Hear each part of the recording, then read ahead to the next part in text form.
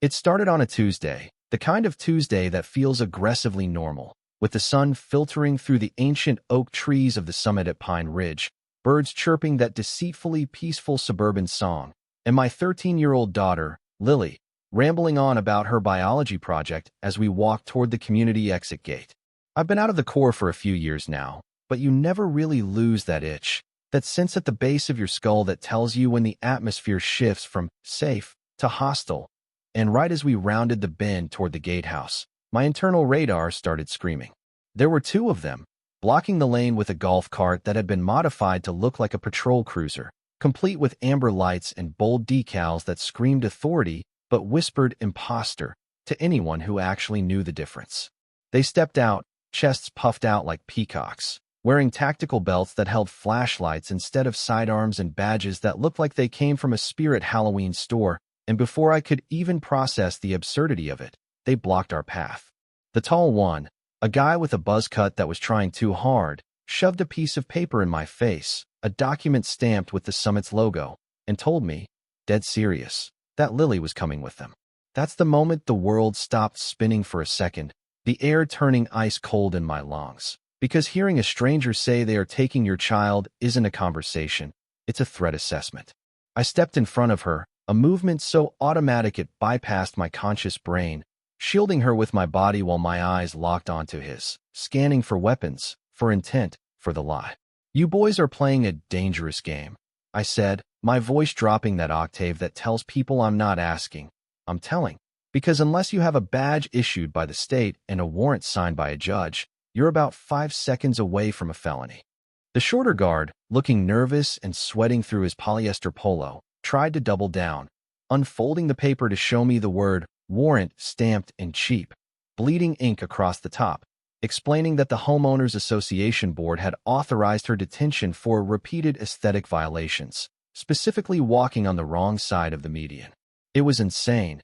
It was laughable, but the way the tall one reached toward Lily, his hand drifting toward her arm like he actually believed he had the right to touch her, that's when the switch flipped. I didn't yell. Marines don't need to yell to be heard. I just shifted my stance, planting my feet into the asphalt like tree roots, and told him that if his hand moved 1 inch closer to my daughter, he would need a trauma team to put him back together. I pulled out my phone, the modern soldier's best weapon, and hit record, the red dot blinking like a sniper's laser, capturing their faces, their fake badges that read community enforcement, and the terror that started to dawn in their eyes when they realized they weren't dealing with a suburban dad who would roll over, but a man who had cleared rooms in Kandahar and knew exactly what fear looked like. State your names for the camera, I commanded, the lens capturing the tall one faltering, his bravado draining away like water from a cracked tub, and right then, a black SUV with tinted windows, the kind that screams Overlord, rolled up slowly behind them, paused just long enough to see me filming, and then sped off, abandoning the foot soldiers. The guards scrambled back into their golf cart, peeling out with a squeal of electric tires that sounded pathetic, leaving me standing there with a trembling Lily, the silence of the neighborhood returning but feeling heavy now, loaded with a threat that I knew was far from over. We walked home, my head on a swivel, Lily clutching my hand so tight her knuckles were white, asking me if she was going to jail, asking me why they hated us, and I had to lie. I had to tell her it was a mistake, but I knew, deep down in my gut, that this was a declaration of war. By the time we got inside, the video I posted to the neighborhood group chat had already exploded, phones lighting up all over the street, neighbors messaging me with shock, but also with warnings, telling me that the board president, a man named Arthur Sterling, was not someone you said no to. I called the real police immediately, and an hour later, Deputy Harris showed up, a good man with tired eyes who watched my footage, shook his head at the fake warrant, and told me that while what they did was technically impersonation, the HOA had lawyers who could spin this as private security enforcing contract law, and that if I pushed it, things would get ugly. I'm telling you this friend to friend, Jack, Harris said, leaning against his cruiser. Sterling runs this town's politics. He plays golf with the DA, and he's already filed a complaint saying you assaulted his staff, so watch your six. That evening, the first retaliation arrived, not with a bang, but with the soft slide of paper under my front door, a thick envelope containing a notice of noncompliance, and a petition for removal, citing Lily as a community nuisance and threatening fines that totaled more than my mortgage payment. I sat at the kitchen table, the paper crinkling in my fist, realizing that they were targeting my child to get to me, using a 13-year-old girl as a pawn in a power trip, and that level of cowardice, that level of evil, it clarified everything. I put Lily to bed, checking the window locks 3 times, setting up the old trail cams I used for hunting around the perimeter of the house, turning my suburban home into a forward operating base. I knew they wanted me to panic. They wanted me to pack up and leave, to sell the house at a loss and let Sterling win. But they had made a critical calculation error. They thought they were bullying a helpless resident, but they had actually awakened a man who had been trained to dismantle enemy networks systematically. And as I sat in the dark watching the live feed of my driveway, I whispered to the empty room, "You want to fight, Arthur? You've got one."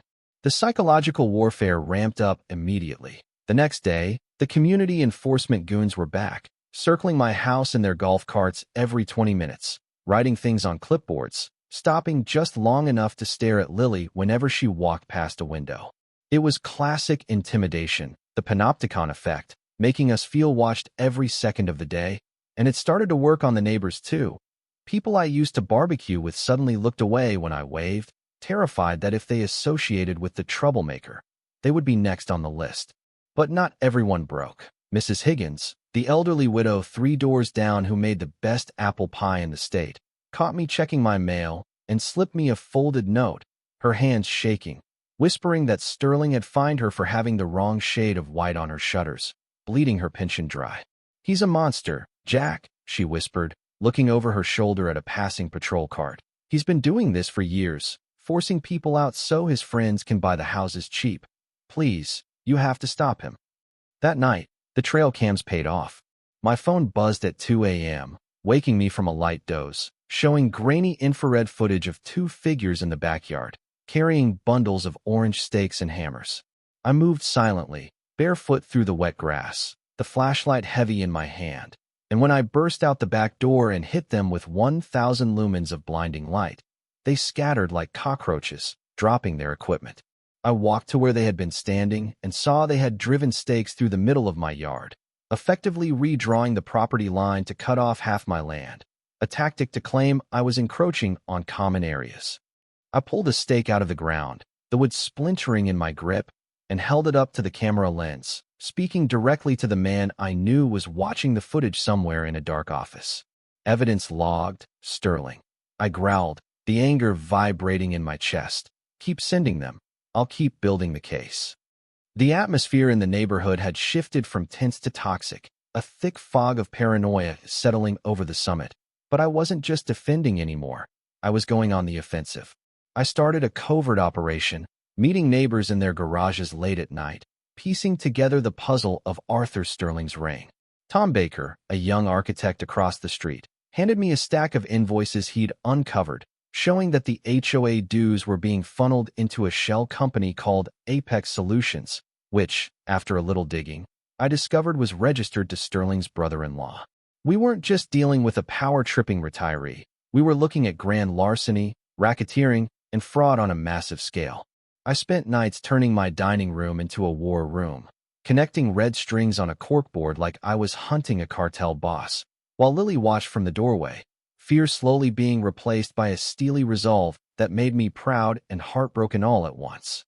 "We're going to win, right, Dad?" she asked, and I looked at the mountain of evidence, the forged fines, the fake warrants, the shell company bank transfers, and nodded. "We're going to burn their whole kingdom down, kiddo." The climax of the diplomatic phase came at the monthly board meeting, held in the Pine Ridge Clubhouse, a room that smelled of stale coffee and unearned superiority, packed with terrified residents and the board members sitting on a raised dais like gods on Mount Olympus. Sterling was there, wearing a suit that cost more than my car, smiling that oily smile as he opened the floor, immediately launching into a speech about rogue elements and dangerous residents who threatened the sanctity of the community. He called my name, expecting me to be cowed, expecting the public shaming to break me. But when I stood up, I didn't apologize. I walked to the front, ignoring his gavel banging like a desperate heartbeat, and connected my phone to the projector system before his lackeys could stop me. You want to talk about danger? I projected my voice to the back of the room. Let's talk about kidnapping. The video of the fake arrest played on the massive screen, the sound of his guards threatening a 13-year-old girl filling the silence, followed immediately by the infrared footage of the midnight trespassers, and then the kill shot, spreadsheets showing the money trail from the HOA accounts to Apex Solutions. The room erupted, chaos taking over as neighbors who had been silent for years started shouting, realizing their money, their safety, and their trust had been stolen by the man sitting at the head of the table. Sterling turned purple, screaming about slander, about security, trying to regain control, but the illusion of power is a fragile thing, and once it breaks, it shatters completely. I pointed a finger at him, the adrenaline making my hand steady as a rock. You aren't a president, Arthur. You're a criminal, and your tenure ends tonight. The board adjourned in a panic, Sterling storming out with his entourage, but as he passed me, he didn't look scared. He looked murderous, whispering, "You have no idea who you just messed with, Marine." I thought exposing the truth would be enough, but I had underestimated the desperation of a man with everything to lose. That night, the retaliation escalated from legal threats to physical violence.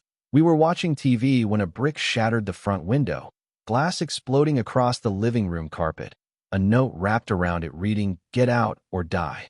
Lily screamed, burying her face in my chest, and as I swept the house with my shotgun, checking corners, I realized the legal battle was just a distraction. This was now a survival situation. I sent Lily to stay with my sister 2 towns over, needing her clear of the blast zone, and hunkered down, waiting, knowing they would come back. 2 nights later, the black SUV returned, idling at the end of my driveway, headlights cutting through the darkness like predator eyes, blinking 3 times, a signal. I didn't wait for them to come to the door. I went out to the porch, weapon low but visible, making sure they knew I was ready. They sped off, but the message was clear, the gloves were off. I called Deputy Harris, who sounded exhausted, telling me that his hands were tied until a crime was actually committed in progress, that Sterling had lawyers filing restraining orders against me, flipping the narrative so I looked like the unstable aggressor. "I need hard proof, Jack," Harris pleaded. "Catch them in the act, undeniable proof of a felony, or this guy walks and you go to jail for harassment." I hung up, staring at the empty street, realizing that I was the bait, and the only way to end this was to let them spring the trap. It happened on a Friday, raining hard, the kind of weather that masks sound and movement. I was coming back from a supply run, my truck loaded with plywood to fix the window, when the black SUV pulled across the road, blocking me in a classic pincer maneuver just yards from my driveway. 2 men got out, not the mall cops from before, but real muscle, guys who moved with the heavy, deliberate grace of paid enforcers, wearing balaclavas and dark rain gear. I stepped out of the truck, the rain soaking me instantly, my senses dialed up to 11, watching the way their hands hovered near their waistbands, looking for the bulge of a weapon. "Last warning, Cole," the big one grunted, his voice sounding like gravel in a blender. "Accidents happen on wet roads. People disappear." I smiled, a cold, dangerous smile, because they had made the classic mistake of bringing intimidation to a gunfight. "You boys should have checked the weather report," I said, my muscles coiling. Because a storm just made landfall. The confrontation in the rain wasn't a brawl, it was a surgical dismantling. The big guy lunged first, expecting me to flinch, but I stepped inside his guard, using his own momentum to drive his face into the hood of my truck, the metal denting with a sickening crunch. The second guy reached for his waistband, flashing the grip of a pistol, and that's when the rules of engagement shifted from self-defense to neutralizing a lethal threat. I swept his leg, putting him in the mud, and wrenched his arm back until he screamed, pinning him there with my knee on his neck. "Don't move," I roared, the command echoing off the wet pavement, just as blue lights flooded the street. Not the amber lights of the security guards, but the piercing blue and red of the county sheriff. Deputy Harris and 2 other units screeched to a halt, weapons drawn, shouting commands. It turned out I wasn't the only one recording. I had live-streamed the entire encounter to a private server and alerted Harris the second the SUV blocked the road. They cuffed the thugs, pulling unregistered firearms off them. And as they were shoved into the back of the cruisers, the one I pinned spat blood on the asphalt and laughed. "The boss will have us out in an hour." But Harris looked at me, grim and satisfied, holding up an evidence bag containing the guy's phone which had unlocked during the scuffle, displaying a text chain with a contact named the chairman. "Not this time," Harris said. "This is conspiracy to commit murder. Jack, we've got enough to kick the door down." The raid on Sterling's mansion the next morning was the most beautiful thing I'd ever seen on the local news. The police carried out boxes of files, computers, and finally, Arthur Sterling himself, looking small and pathetic in handcuffs, shielding his face from the cameras as neighbors, the same ones who had been too scared to wave, stood on their lawns and cheered. But the war wasn't over until the gavel fell. The trial was a media circus, Sterling's high-priced legal team trying to paint me as a PTSD-riddled vigilante and the thugs as independent contractors who went rogue. But we had the receipts, literally. The financial audit revealed that Sterling had stolen nearly $2 million from the community over a decade, foreclosing on homes illegally and selling them to his shell companies. When I took the stand, I didn't just speak for me. I spoke for Mrs. Higgins, for Tom, for Lily.